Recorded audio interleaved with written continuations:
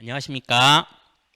2020학년도 온오프 연계 서로 성장하는 교실 고등학교 사회교과 지리 과목 자료 개발을 맡은 신영고등학교 김웅입니다. 저는 아프리카와 빈곤 문제를 주제로 독서 수업과 연계한 자료를 개발해 보았는데요. 모쪼록 선생님들의 수업에 많은 도움이 되시기를 바랍니다. 그럼 먼저 수업 개요부터 소개해 드리도록 하겠습니다. 옆에 사진이 하나 나와 있는데요. 아프리카의 독특한 경관들을 그냥 간단하게 몇 장 소개해 드리려고 합니다. 수업 개요 이전에 요 장면 잠깐 보시면 이제 나미브 사막이라는 곳이에요. 아프리카의 서남부에 있는 이제 나미비아라는 국가인데요. 이 나미비아는 독립한 지가 얼마 되지 않았어요. 아프리카에서 가장 늦게 독립한 국가이고 척박한 어떤 자연 환경을 갖고 있기 때문에 국민들의 생활이 굉장히 어렵다고 합니다. 나미브 사막은요 매우 독특한 경관을 갖고 있어요. 여기 바다와 사막이 바로 맞닿아 있죠. 보통 바닷가라고 하면 뭔가 습하고 이런 뭔가 이렇게 식물들이 좀 자라나고 이런 분위기를 생각하실 텐데 이게 매우 독특한 경관이라 한번 소개를 해봤습니다. 이렇게 아프리카 지역에 있는 여러 경관 사진을 찾아보시면서 아프리카에 대해서 우리가 갖고 있는 편견이 무엇이었는지를 한번 찾아보시는 시간도 가지셨으면 좋겠습니다. 주제 도서는 이 아프리카 빈곤에 대해서 굉장히 심도 있게 저자가 서술을 해 주었는데요. 아프리카 미필적 고의에 의한 가난이라는 책이고 저자는 우리나라 공무원입니다. 윤영준 님이신데요. 이분은 아프리카 개발은행에서 이코노미스트 경제 분석을 하셨던 분입니다. 원래는 우리나라 기획재정부 공무원으로서 현재는 아프리카 유상 원조를 담당하고 계십니다. 굉장히 오랜 기간 아프리카에 실제로 체류하시면서 이 책을 쓰셨기 때문에 아프리카의 생생한 어떤 모습 그리고 경제활동, 정책, 환경 다양한 측면을 고려한 책이라고 말씀드릴 수 있겠습니다. 이 책을 제가 고르고 수업을 설계한 의도에서는요, 크게 두 가지입니다. 먼저 이제 세계지리 과목뿐만 아니라 이제 사회과 전반적으로 세계시민 감수성을 함양해야 된다는 필요성이 오래전부터 강조되어 왔었죠. 특히나 코로나 이후에 아이들에게 어떤 세계시민이나 어떤 세계 전체의 협력에 대해서 이야기를 할 때 보면 굉장히 고립주의적인 모습이 나타나는 때가 많습니다.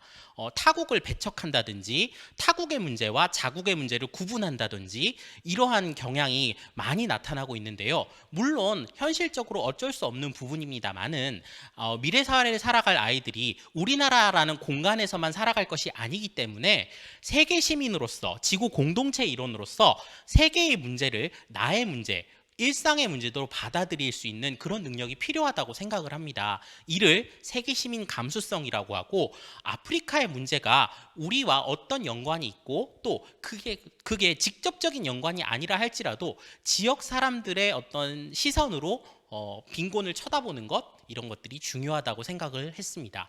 그래서 이러한 측면에서 이제 도서를 선정하게 됐고요.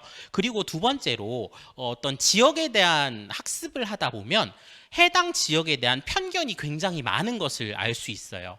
문화권에 대한 수업을 하다 보면 아프리카 문화권이라든지 이슬람 문화권, 라틴 아메리카 문화권 이런 데에 대해서는 굉장히 고정된 시각을 갖고 있는 경우가 많이 있거든요.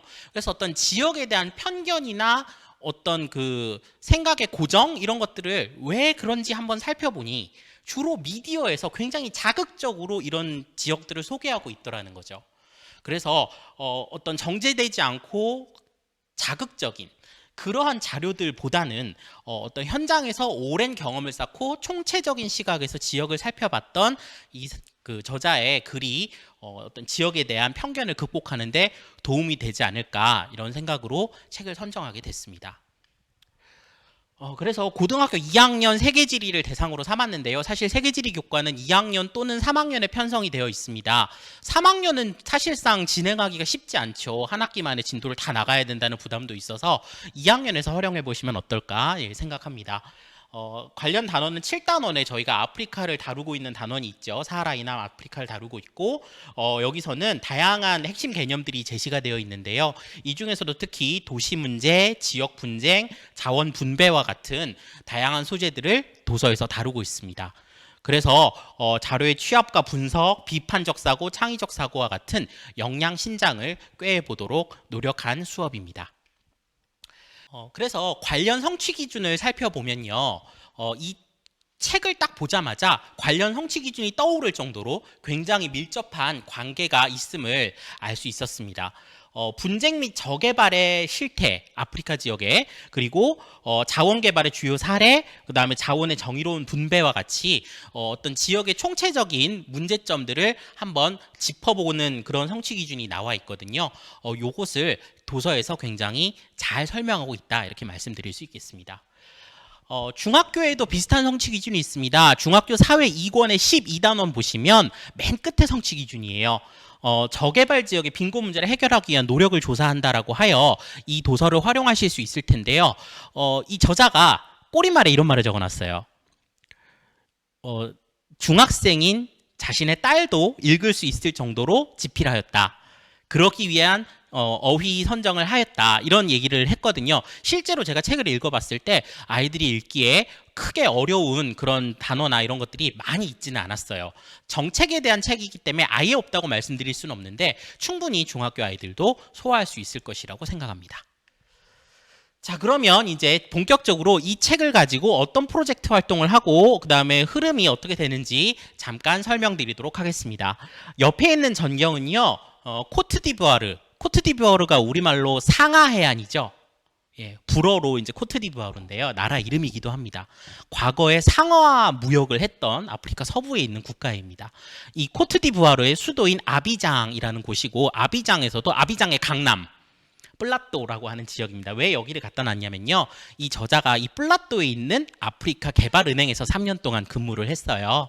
그래서 이 지역의 전경을 잠깐 보여드렸습니다. 이 플라또에서 일어난 에피소드들도 도서에서 이렇게 소개하고 있으니까요, 선생님들도 한번 읽어보시면 좋겠습니다.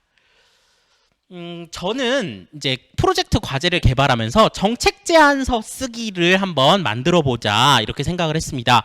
저개발 지역 빈곤 문제 해결을 위한 정책 제안서를 쓸 때 여러 가지 형태로 이제 정책을 전달할 수 있겠죠. 그 중에서도 온라인 발표회를 한번 생각해 봤습니다. 정책 제안서를 쓴 이유는 무엇이냐면요, 빈곤 문제를 해결하는 해결책을 내보아라라고 아이들에게 막연하게 던져주었을 때 보통은 어떤 무상 원조, 기부, 그 다음에 무슨 모자뜨기 이런 것들을 많이 생각을 해요. 그런데 사실상 외부에서 주어지는 그러한 무상 원조나 기부가 빈곤 문제의 근본적인 해결이 되지 못한다는 것이 이 책의 주제거든요.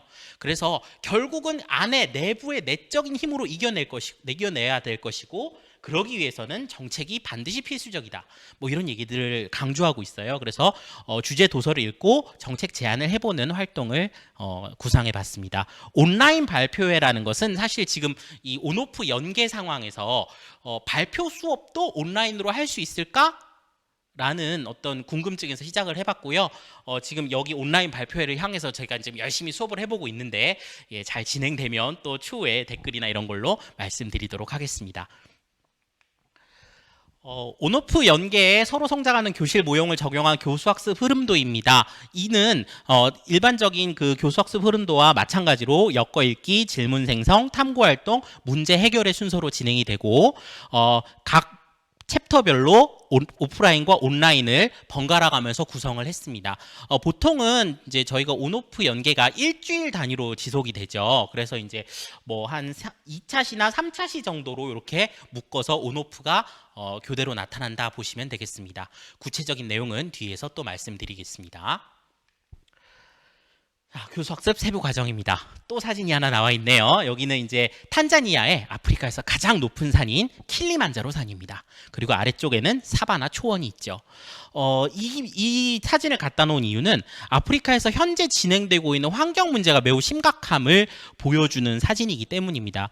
아프리카에서는 눈을 보기가 힘든데요. 아프리카에서 그나마 1년 내내 눈을 볼 수 있다는 것이 이 킬리만자로 산 꼭대기였거든요.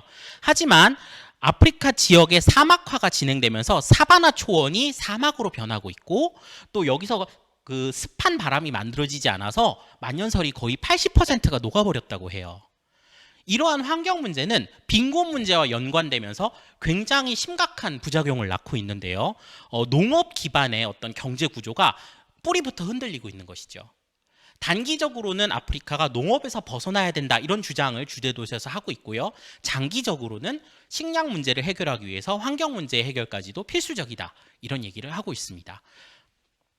그런 이제 장면에서 한번 가져와 봤고요. 자, 이제 교수학습 세부 과정 한번 들어가 보시죠. 활동 첫 번째인데요. 저는 여기서 교과서를 그대로 갖고 왔어요. 아까도 말씀드렸지만 성취 기준과 주제 도서가 매우 밀접한 관계를 갖고 있기 때문에 교과서 내용을 그대로 한번 정리해보는 것이 독서 활동에 큰 도움이 됩니다. 그래서 엮어읽기 첫 번째 활동은 교과서의 내용을 한번 정리해보는 것입니다. 예를 들어 교과서에 이런 사진이 나와 있어요. 열강에 의한 아프리카 식민지배. 그래서 아프리카가 식민지배를 겪으면서 겪었던 지역의 분쟁 문제 뭐 이런 것들도 한번 조사해 볼 수 있을 것이고요. 그리고 요거는 이제 편견과 관련됐는데요. 여러 선생님들도 아마 그런 편견을 갖고 있으실 수 있어요. 아프리카의 분쟁 지역, 아프리카의 빈곤 하면 떠오르는 나라가 어디십니까? 라고 물었을 때 많은 사람들이 르완다 얘기를 합니다. 르완다 분쟁이 굉장히 심했었죠. 20세기, 21세기 초까지. 근데 벌써 21세기가 넘어온 지도 20년이 지났잖아요. 그렇게 오랜 시간 지나면서 르완다는 중부 아프리카의 가장 부유한 국가로 성장했습니다. 르완다에 대한 설명이다. 르완다가 단기간에 성장을 이끌어낼 수 있었던 원인은 무엇일까? 이런 탐구활동 질문이 나와 있어요. 그래서 오랜 기간 동안 우리가 편견 속에서 이렇게 봐왔던 아프리카가 이렇게 많이 변했구나 하는 점도 보여줄 수 있겠죠. 자, 그리고 나서 이제 주제 도서로 들어와 활동 부분을 이제 설명을 드리면요. 주제 도서가 22개의 챕터로 되어 있습니다. 그리고 저희는 대체로 20명 내외의 수업 인원을 갖게 되죠. 고교 학점제가 도입되면서 선택자 수가 죄송합니다. 고교 학점제가 들어서면서 선택자 수가 제멋대로예요. 저는 한 반에 13명을 놓고 수업을 한 적도 있습니다. 이게 이제 아이들의 선택자 수가 몇 명이냐에 따라 학급당 인원수가 결정이 되긴 하지만 대체로 20개 내외의 챕터이기 때문에 하나하나 한 챕터를 하나씩 읽어가면 그래서 이제 내용을 공유하면 어떨까 이런 생각을 해봤습니다. 그래서 목차를 놓고 관심 있는 주제에 따라 아이들의 진로에 따라 이렇게 챕터별로 나누어서 책을 읽히는 활동을 해보려고 합니다. 그러고 나서 이제 문제점, 그래서 그 주제 도서에서 만든 어떤 문제점과 해결 방안을 한번 찾아보는 활동을 진행을 하고요. 요것은 이제 그 책을 얼마나 잘 읽었나 하는 내용이기 때문에 평가에 활용하실 수도 있을 것이라고 생각합니다. 그래서 주제 도서에서 지적한 사회 문제, 그다음에 해결 방안, 그다음에 다른 사람에게 전달력 이런 것들을 가지고 평가할 수 있을 것이고요. 주제 도서가 22개의 챕터에 걸쳐서 경제, 정치, 민주주의 같은 문제, 그 다음에 환경, 보건, 에이즈나 모기 이런 것들이 굉장히 심각하니까 그런 문제까지 전체적으로 다루고 있어서 아이들이 자기의 진로와 관계 깊은 단원을 선정할 수도 있을 것 같습니다. 그래서 이렇게 내용 한번 보시면 되고요. 그리고 이제 두 번째로는 이제 전체 도서의 내용을 읽고 파악하는 활동입니다. 그래서 잘라서 이렇게 얘기된 부분들을 이렇게 문장을 전체 도서를 쫙 읽은 다음에 인상 깊었던 이유, 그다음에 한 문장 쓰기 이런 활동을 통해 독서 활동을 진행해 볼 예정입니다. 이제 질문 생성 단계로 넘어왔습니다. 이 질문 생성에서는요, 크게 탐구 질문을 만든 다음 모두몬끼리 그 탐구 질문에 대해서 여러 가지로 검토해 본 뒤에 탐구 활동에서 어떤 탐구해 볼 하나의 탐구 질문을 만드는 그런 구조를 생각해 봤는데요. 모든별 소회의를 통해서 맡은 부분을 다시 발췌하면서 읽으며 탐구 주제에 대해서 토의하고 저는 주로 이 공유 툴을 구글 문서의 프레젠테이션을 많이 활용을 하거든요. 그래서 이제 프레젠테이션을 통해서 실시간으로 기록하고 공유하는 활동을 진행해 보고자 합니다. 구글 프레젠테이션을 보시면 이렇게 이제 그 슬라이드를 구성할 수가 있는데요. 보통 저는 어떤 식으로 이제 요 부분을 활용하냐면 반 아이들이 20명이면 슬라이드를 20개를 먼저 만듭니다. 교사가. 그리고 그 각 슬라이드마다 아이들의 이름을 써줍니다. 아이들의 이름을 써주고, 그러고 이제 반 전체에게 공유를 하는 거죠. 아이들의 이제 메일 주소를 받아서. 그래서 이 문서의 편집 권한을 아이들에게 주면 자기가 맡은 장이 자기의 활동지가 되는 거예요. 그럼 실시간으로 이게 20 몇 명이 편집을 할 수 있고, 교사는 어려움을 겪는 학생이거나 질문이 있는 학생들의 슬라이드를 보면서 피드백을 해줄 수 있는 것이죠. 그래서 이러한 방법으로 활동을 하면 교사가 직접 관찰한 내용이기 때문에 생활기록부 기재나 수행평가 활용 시에 도움이 될 것이라고 생각합니다. 그 관련된 내용을 설명으로 해두었고요. 저희 자료집에도 내용을 포함시켜 두겠습니다. 그래서 탐구 보고서의 보고서를 주제로 발전시키는 활동입니다. 여기 오타가 있네요. 활동 2-2예요. 2-2 활동에는 그래서 이제 실제로 모둠 활동 공간에서 여러 그 아이들이 활동하는 결과를 가지고 모둠에서 이제 토론을 통해 자기 모둠의 탐구 주제를 만드는 것이죠. 4차 산업혁명 이후 아프리카 빈곤 문제 해결을 위한 산업과 금융정책 제안하기. 그래서 이 아이들은 이제 4차 산업혁명에 관심이 있는 아이들인 거죠. 그래서 4차 산업혁명이라는 기회가 아프리카의 어떤 빈곤 문제 해결에 도움이 될 수 있는지를 탐구해 보겠다. 뭐 이런 내용인 거죠. 물론 중복될 수 있습니다. 그럴 경우에는 이제 모둠원들 간의 토론을 통해서 적절히 조절할 수 있을 것입니다. 그리고 이제 실제 탐구 활동은 오프라인에서 진행을 합니다. 모둠에서 맡은 사회문제 현황을 조사해서 깊이 있게 찾아보는 활동이고요. 그래서 이제 미디어 같은 걸 찾아서 이런 것들을 사회문제를 좀 더 그 주제 도서를 넘어서서 다른 어떤 측면이 있는지를 살펴보는 것이 3-1번 활동이고요. 3-2번 활동에 가면 이제 실태, 문제점, 원인, 해결 방안이라고 하는 어떤 하나의 사회 문제를 바라보는 틀을 주고 이 틀에 따라 아이들이 직접 탐구 보고서를 작성해 보는 시간을 갖습니다. 어떤 모둠이 결제와 입출금이 가능한 모바일 은행망을 구축하자 이런 정책을 내놓았다고 합니다. 빈곤 문제랑 무슨 관계가 있을까 싶어도 책을 읽어본 아이들은 이런 답도 낼 수가 있어요. 왜냐하니까 저축률이 너무 없다. 저축률이 없어서 저축률 상승을 꾀할 수 있다. 그리고 어떤 공식적인 경제 흐름에 잡히지 않는 돈이 너무 많으니 비공식 경제에서 이런 그 돈의 순환을 이렇게 잡히지 않았던 부분들을 잡아낼 수 있다. 뭐 이런 내용들을 이제 탐구 활동에 넣어 놓은 것이죠. 그래서 이렇게 주의점이나 선진국의 사례까지 해서 뭐 이렇게 탐구 보고서를 작성을 해볼 수 있는데요. 이 보고서를 가지고 이제 정책 설명회로 넘어가게 됩니다. 탐구 보고서이기 때문에 수행평가에 역시 활용을 하실 수가 있을 것이고 평가 기준과 이렇게 평가 내용을 참고하시면 되겠습니다. 실제 정책 제안서를 온라인으로 발표를 시키기 때문에 온라인으로 뭔가 활동을 준비하는 시간이 필요합니다. 그래서 활동 4-1을 넣었는데요. 정책 제안서를 쓰고 실시간 쌍방향 발표회를 준비하는 것이죠.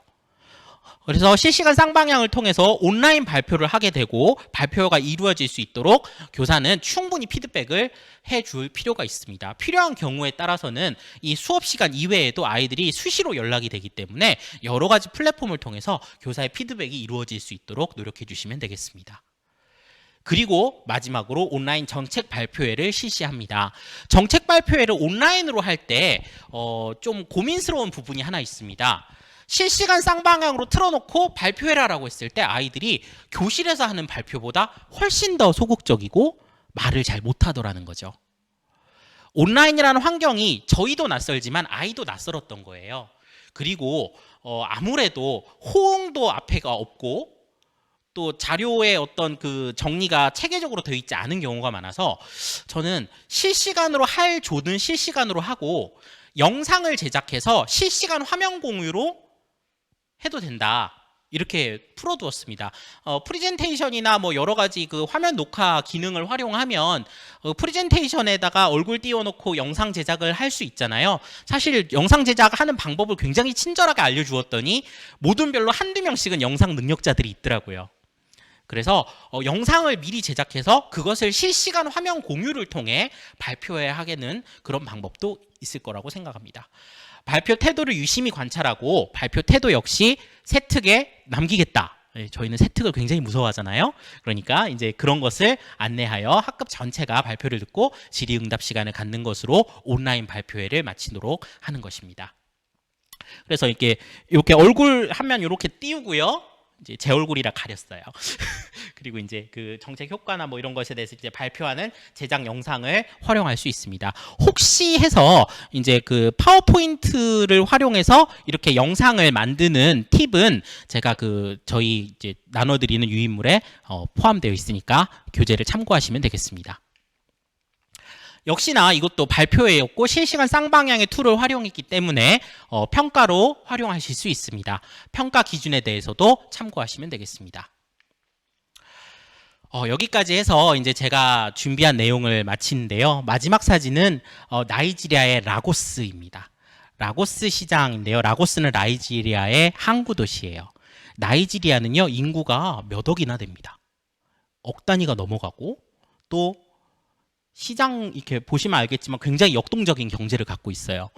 사회교과서에서 나이지리아는요, 맨날 자원의 저주를 받은 굉장히 못 사는 나라로 그려지지만 서부 아프리카의 굉장한 강국이기도 합니다.